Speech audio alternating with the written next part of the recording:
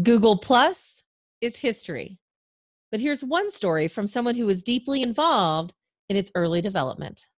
I'm Tanya Hall for ZDNet and Tech Republic, and joining me is Morgan Knudsen. He is the Executive Vice President of Design at Xero. Welcome, Morgan. Hey, Tanya. You've had quite a notable career in the last few years, designing products for Dropbox and others. You've co-founded some successful startups, and you've even been recognized by Forbes. Now you're the EVP at Xero, but you found yourself in the news recently as a result of a series of tweets about your time at Google. Before we get into the details, I want to lay a little bit of the groundwork that you actually mentioned on Twitter. Number one, the period about which you tweeted took place between 2011 and 2012. Two, it had a very happy ending. Three, the Google experience is different for everyone. Four, you don't speak about other teams as you weren't on them. And five, you changed the names of other Google employees in your tweet storm. So let's set the stage. You felt compelled to share your story now because Google Plus is going away.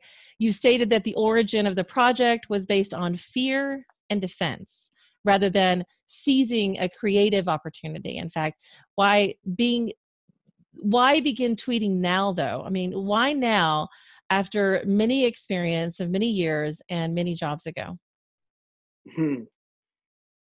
Well, knowing that no one was working on the project anymore was a good reason to start telling some of my story. If you've read it, you can see that it was definitely, not a great time for me. So it's been sort of a story I've wanted to tell, and I just felt like now was the right time. Explain why Greg, not his real name, and some of the others struck you the wrong way. What should tech leaders today learn or take away from your experience? You know, a big point that I tried to make with telling my story was I was very naive about the corporate world. I had never worked in the corporate world. I, spent over 10 years playing punk rock and building tools for, radical activism. And it was more of a situation where everyone worked together very closely and did as much as they could. Wore as many hats as possible, very startup-y. This was my first foray into what I would call, a political organization. So, I wouldn't I wouldn't say that Google's the only one who suffers from the things that I experienced. Obviously, in my later in my career, it's very apparent that a lot of large companies suffer from this. I think the question was, what would I like people to know? I think that I think it's important to understand, as I didn't, uh, what that environment is like. It's cutthroat. People want to climb the ladder. People want to play the game.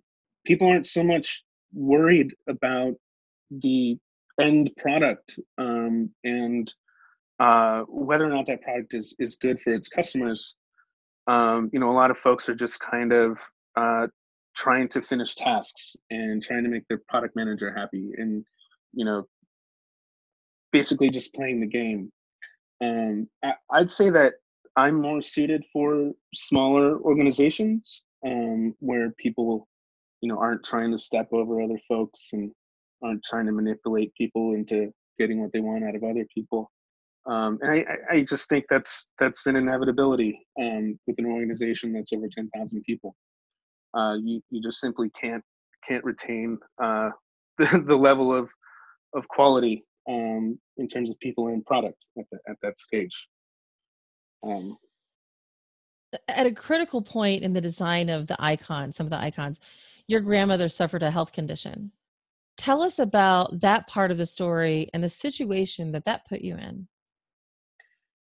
Yeah, everybody loses people. It's a fact of life. My grandmother, one of them, was in hospice for a little while, and I had gotten word one evening that she wasn't going to make it, and it just so happened that one of my colleagues who was a bit upset about my presence and a bit upset about the work that I was doing, considering it was redesigning a lot of the work that he had done that he was very proud of. Um, again, I pointed this out to show a bit of my naivety, as well as how sort of devastating that situation can be. It was very important that I had finished this work that he had essentially caused me to do. It was important that I had gotten him and another designer, in my camp. It was important that I'd win them over, because they were much loved by one of my managers. And this is sort of some of those that political environment that I was talking about a few seconds ago. Um, it was definitely tough. I had to work through the grief and um, ended up working through most of the night, and it turned out that this colleague was having a really good time with our competitors, and at the time that meant a lot to me. That felt like a betrayal. Um, it hadn't occurred to me at that moment that none of this mattered. Literally none of it mattered, except for my personal uh, grieving. At the time, uh, I thought when you booked a meeting with somebody, you didn't cancel it because you were partying. That was not something I thought that people would do. And obviously, in Silicon Valley, people cancel meetings all the time. In fact, we had to reschedule this a few times. Um, uh, so it didn't occur to me that I could cancel the meeting, and that it wouldn't matter. But in the end, all of these little things did matter. It was the sum of the sort of day-to-day frustrations and what I felt was sandbagging. People trying to sort of stop the tides, stop what I was trying to get done, or what other people were trying to get done, in order to assert their influence and opinions. So it wasn't just that I had lost somebody. It was that all of these things combined created an extremely unhealthy environment for me. Um, yeah, I'm not sure what else to say about that. Well, I think, Morgan, we've all found ourselves in positions, whether at a small company or a larger organization, where maybe our work ethic was so strong that we neglected our own personal interests and taking care of our own well-being. But I think those things can happen at a large organization. I think they can happen at a smaller organization. And I think it's up to Absolutely. leadership to recognize the needs of their employees. Do you think that that Google has changed since you've left, based from the outside in, or do you think this is just a tech industry wide problem? So I think that um, I can't really speculate on how Google is doing now. I don't work there. I only have what I've heard from other employees and former and current. I heard from a lot of people, a lot of Google people. I had a woman tell me that Vic, the exec, screamed at her on his second week for something that was completely out of her control. I had many people reach out and say, I know who Greg is. I feel for you. The same kind of stuff is happening now.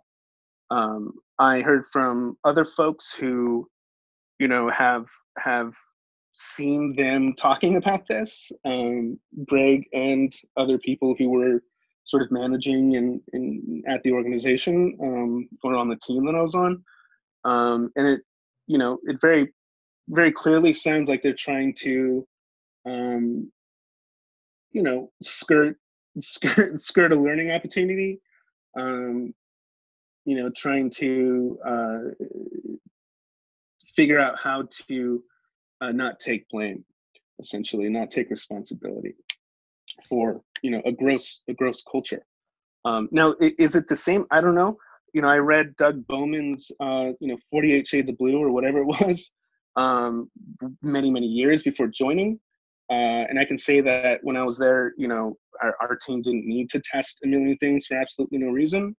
But also, a lot of folks just didn't really know how to build products, how to design, and I can't imagine they've made huge, strides or huge changes since. A lot of this boils down to how they hire people. Hiring folks right out of college with no experience, which, by the way, I think is cool. I think is absolutely cool for somebody to, have done really well in school and then landed at Google as the first job. That's pretty cool. Should they be working on important things? I'm not really sure. But part of the hiring process, which I learned later on in my career, is what I think is at fault. Google, it basically invented the PM role. They also were very much, relied on what are called UX designers. And oftentimes these folks are not generalists. They're not people who have the curiosity and the drive to basically learn about every type of skill and discipline that makes up design. These are folks who will, wireframe only, meaning they will just, draw lines in a flow, which is an important part of the product design process, but it's not where it ends and it's not where it begins. One thing that's interesting about Google is that, they might be hiring all of these incredibly intelligent Ivy Leaguers, and in some areas of product development, that doesn't help. But some it does, right? Like their research team is the best research team I've ever worked with. They were incredible. And their processes, their workflows just blew me away. The fact that we could build a prototype and have it in front of multiple people and then get an email summation at the end of the day, and even be able to tap in and watch live via YouTube was incredible. Again, one of the best research organizations I've ever worked with. Now, when it came to actually designing, when folks are, just drawing rectangles in Keynote, or, some similar slide program, it just doesn't seem to drive with, modern product development. So to answer your question in a long-winded way, not sure, really not sure. You've also said, Morgan, that 99% of the people with whom you interacted with were ethical, intelligent, and hardworking on your last point. And I feel like I've certainly worked with some really great people at Google and some innovators. But I guess then my question would be, has this experience taught you, or what do you think it's done in the way of shaping your leadership in the recent and past moving forward? Well, like I was just talking about, it became incredibly important to sort of figure out how to hire the right people. And I learned a lot about this at Dropbox. Their head of product at the time, was a very incredible mentor to me.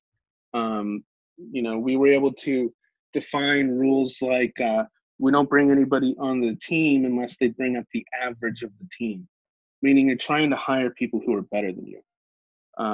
That was an important thing to understand, and it's actually incredibly effective in terms of building teams. That team that we put together at Dropbox was one of the strongest teams I've ever seen, and really there was almost lore around it, right? Like we had done such a good job in terms of recruiting people who were better than us, that it made other people want to join us. So that in terms of recruiting and building teams, that was an important lesson out of Google and Dropbox.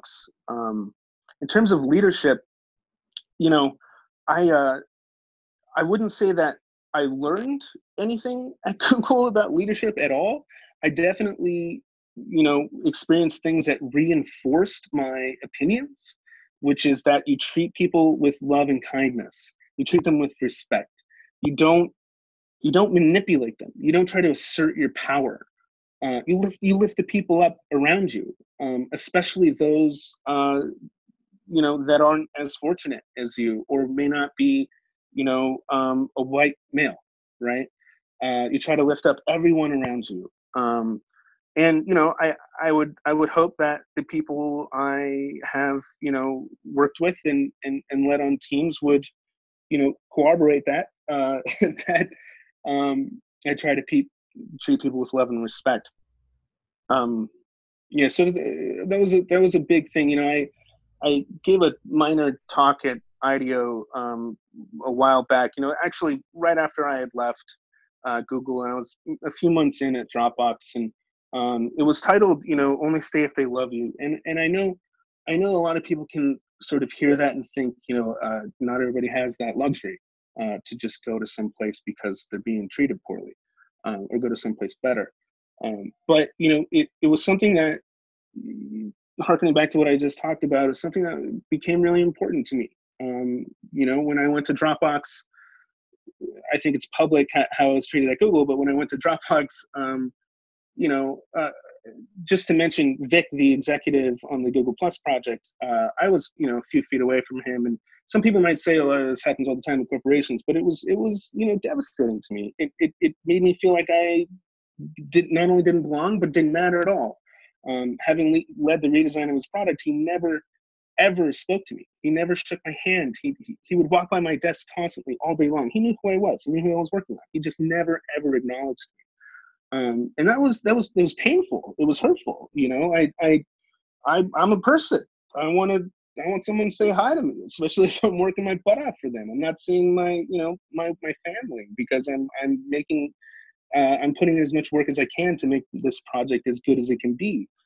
Um, and at Dropbox, we were having one of our recruiting events, and one of the co-founders, Arash, I just remember this moment vividly because it was such a contrast from what I had just experienced at Google. He came up to me, and he gave me a hug, and he said, "Morgan, I love you. I love that you're here. I'm so happy to be working with you."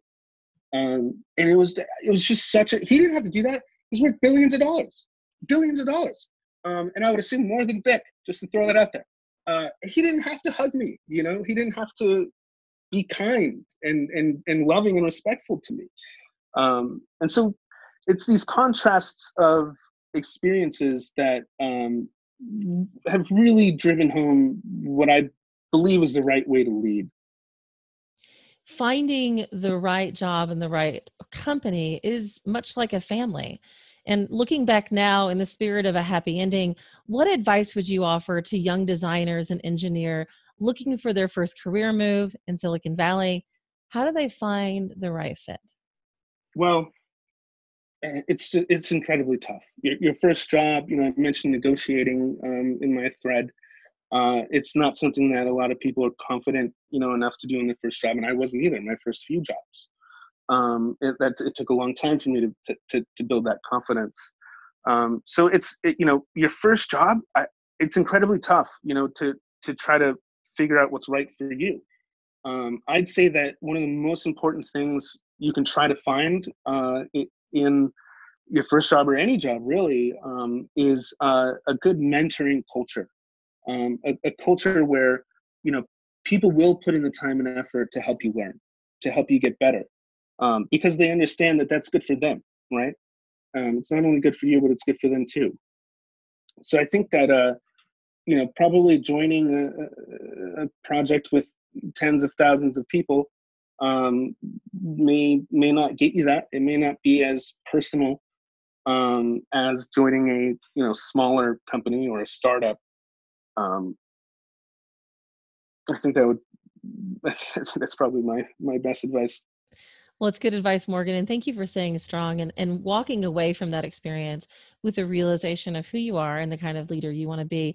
Morgan Knudsen, he is Executive Vice President of Design at Xero. If somebody wants to connect with you, Morgan, maybe they want to find out more about your work or get some advice on how to be a leader, what's the best way they can do that? Happy to give advice and happy to chat with anybody new to the industry. You can get in touch with me on Twitter. Sounds good. And if you guys want to connect with me, you can right here on ZDNet or Tech Republic, or go to my website, tanyahall.net. I've got links to all my social sites. Thanks for watching.